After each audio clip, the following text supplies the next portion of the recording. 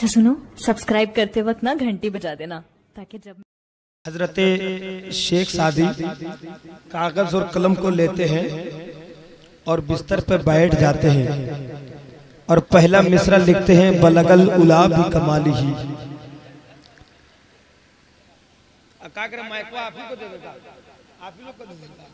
थोड़ी देर चुप रहो, मोहब्बत के साथ सुन लिया कीजिए। कभी कभार ऐसी मजलिस हमें बैठने का मौका मिलता है और ऐसी मजलिस पे हम और आप बैठे हैं जिस मजलिस पे हम सुन्नियों का अकीदा है कि मेरे सरकार तशरीफ लाते हैं, अल्लाह के फरिश्ते तशरीफ लाते हैं, हजरत जिब्राइल तशरीफ लाते हैं।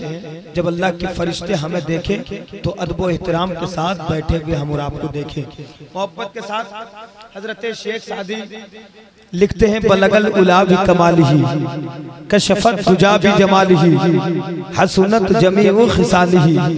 3 मिसरा लिखने के बाद हजरत शेख सादी रात की तन्हाइयों में कागज और कलम को तकिया के नीचे रख के सो जाते हैं। सो जाने के बाद ख्वाब में मेरे सरकार तशरीफ लाते हैं। सुभान अल्लाह। जब ख्वाब में मेरे सरकार तशरीफ लाते हैं तो तशरीफ लाने के बाद मेरे सरकार हजरत शेख सादी से कहते हैं कि आपने जो 3 मिसरा लिखे हैं ये मिसरा मुझे आप सुनाए। हजरत शेख सादी कहते या रसूल अल्लाह अलैहिस्सलातु वस्सलाम, अभी तो 3 ही मिसरा मुकम्मल हुआ है, अगर 4था मिसरा मुकम्मल हो जाए तो मैं आपको सुनाऊं। फिर मेरे आका इरशाद फरमाते हैं 3 ही मिसरा सुनाइए।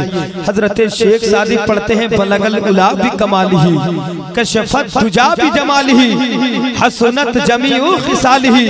मेरे सरकार फरमाते हैं शेख सादी इसमें हैरानी की क्या बात है, आगे लगा दो सल्लु अलैहि व आलिही, आगे लगा दो सल्लु अलैहि व आलिही। और मेरे सरकार का फरमाने आलिशान है। मेरे सरकार फरमाते हैं जो शख्स मुझ पर दुरूदे पाक पढ़ता है मैं उस गुलाम का चेहरा भी पहचानता हूँ और उनकी आवाज को भी सुनता हूँ। तो पेरगाडी के सरजमीन पे बैठे हुए तमाम तर सामईन हज़रात वो उलमाए किराम अपने रसूल की बारगाह में इस नियत के साथ दुरूदे पाक का तोहफा पेश कीजिए कि हम सब के नबी हम लोगों को देख भी रहे हैं, हम लोगों की आवाजों को भी सुन रहे हैं। तो जरा पूरा मजमा पढ़िए अल्लाहु रब्बु मुहम्मदिन सल्लल्लाहु अलैहि वसल्लम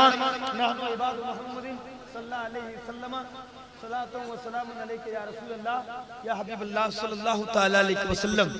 आज की ये अज़ीमुश्शान कॉन्फ्रेंस जिन्होंने आज अपने इश्क का सबूत मदीने वाले आका से रिश्ता जोड़ करके पेश की है, खुसूसियत के साथ जनाब मोहतरम आलम साहब, मैं चाहता हूँ कि वक्त को कम लेते हुए मैं अपना काम करूँ।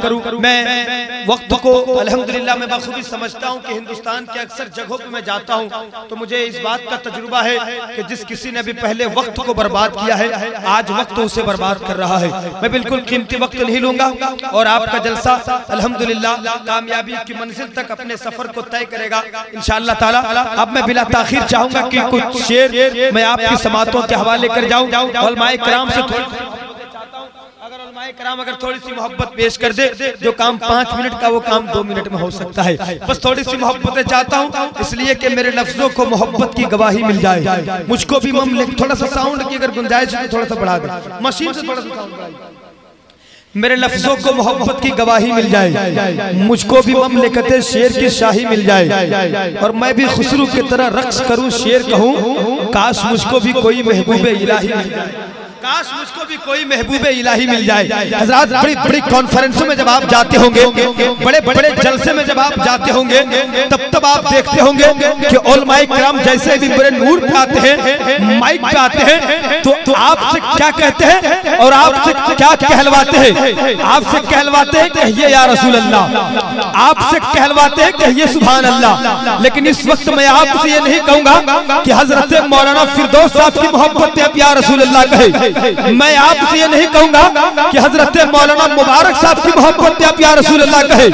मैं आपसे ये नहीं कहूंगा कि हजरत मौलाना सिकंदर साहब की मोहब्बत पे आप या रसूल अल्लाह कहे, इसलिए कि इन लोगों की मोहब्बत अपनी जगह पे है और हम लोगों की मोहब्बत पे क्या रखा है। जिस नबी ये पाक की मोहब्बत पे आप यहाँ बैठे हैं, जरा उसी नबी ये कौनैन की मोहब्बत पे एक बार पूरा मजमा कहते हैं या रसूल अल्लाह।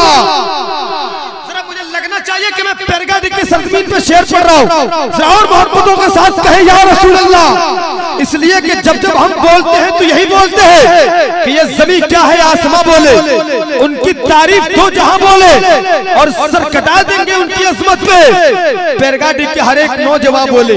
बस आपसे मोहब्बतें चाहता हूँ। अब मैं बिला ताखीर चाहूंगा कि शायरी जनाब हजरत मौलाना सिकंदर साहब किबला का ये इस्तकबाल कीजिए। आप लोग तैयार हैं?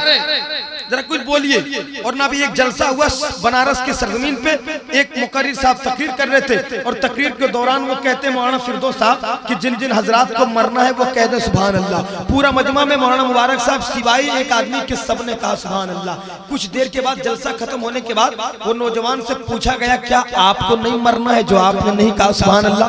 तो नौजवान बड़ा चालाक था, उसने जवाब दिया हजरत अगर सब मर जाएंगे तो नमाज जनाजा कौन पढ़ाएगा? लेकिन ये हादसा यहाँ नहीं होगा। मुझे उम्मीद है अब अगर जरा समझ गए हैं तो मैं अपनी नकाबत के आगाज को मैं शुरू करूं। अल्हम्दुलिल्लाह फिरोज रहबर जिस तरह हर जलसे पे बोलता है, बैरगाड़ी की भी सरजमीन पे आज वही रंग पे बोलेगा। बस मैं चाहता हूं कि जरा आप रंग पे आ जाए, जरा एक बार रंग पे आए, मेरे सरकार को याद करें और जरा कहे या रसूल अल्लाह और मोहब्बतों के साथ या रसूल अल्लाह। इसलिए कि हिंदुस्तान की सरजमीन हो या हिंदुस्तान के बाहर हो, जब जब आमद रसूल का महीना आता है, हर आशिक रसूल क्या कहते हुए नजर आता है कि है जाने कायनात पसीना रसूल का, है जाने कायनात पसीना रसूल का, जालिमों की मौत है जीना रसूल का। और गुस्ताखे रसूल से कह दो कि वो अपने दिन गिने, गुस्ताखे रसूल से कह दो कि वो अपने दिन गिने। लो आ गया है फिर से महीना रसूल का, फिर से महीना रसूल का, लो आ गया है फिर से महीना रसूल का।